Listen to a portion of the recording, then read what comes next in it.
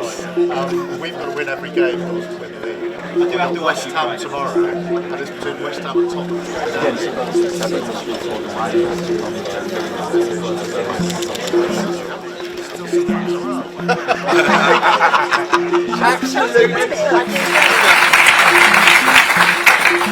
I know that people are frustrated by the state of Britain, frustrated by politics, and some people frustrated with me. I know I have my doubters, and I know I need to prove them wrong, and I will.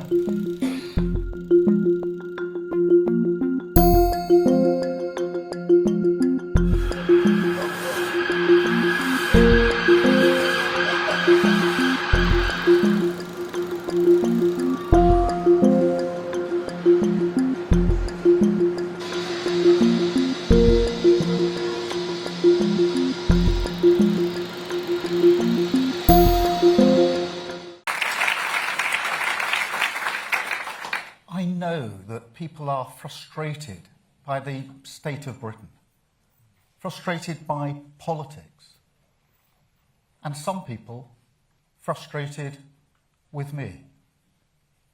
I know I have my doubters, and I know I need to prove them wrong, and I will. So let me start on a personal note. Like every Prime Minister, I've learned a lot in the first 2 years in the job. In terms of the policy challenges that our country faces, incremental change won't cut it. On growth, defence, Europe, energy, we need a bigger response than we anticipated in 2024. Because these are not ordinary times. And this is a political challenge just as much as it's a policy challenge. Delivery is, of course, essential, but it's not sufficient on its own to address the frustration that voters feel. We're battling Reform and the Greens, but at a deeper level, we're battling the despair on which they prey, despair that they exploit and amplify. And so analysis matters, but argument matters more. Evidence matters, but so too does emotion. Stories beat spreadsheets. People need hope. So we will face up to the big challenges, and we will make the big arguments, the Labour case, that only Labour values and Labour policies can ensure our country not only weathers these storms, but emerges stronger and fairer. And the Labour case, that neither Nigel Farage nor Zach Polansky offers our country the serious progressive leadership that these times demand.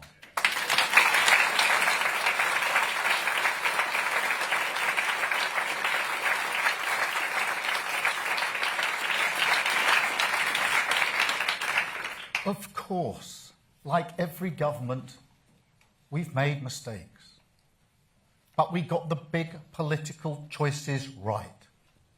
I mean, if we'd listened to the advice of other parties, right now we'd be stuck in a standoff with Iran, having been dragged into a war that is not in our interest, and I will never do that.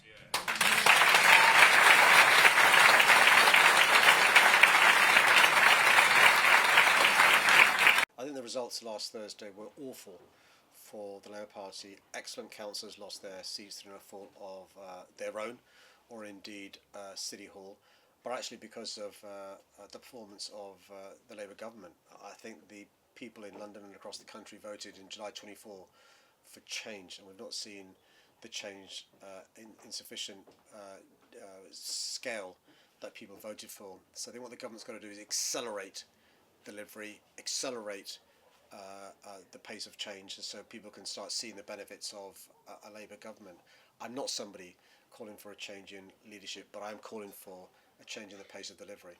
I think the government's made some good progress in terms of legislation that will improve the quality of life of Londoners and those across the country, whether it's the Renters' Rights Act, whether it's the Workers' Rights changes, whether it's changes around childcare or lifting the cap on two-child benefit. But there have been mistakes and mishaps, basic mistakes and mishaps, that have overshadowed some of these achievements. At the same time, I believe the job of a government is to be a change maker, not to be administrators, not to be bureaucrats, important though that is, but to bring about the change that people voted for. We've shown in London we can bring about change to make our city greener, fairer, safer, more affordable.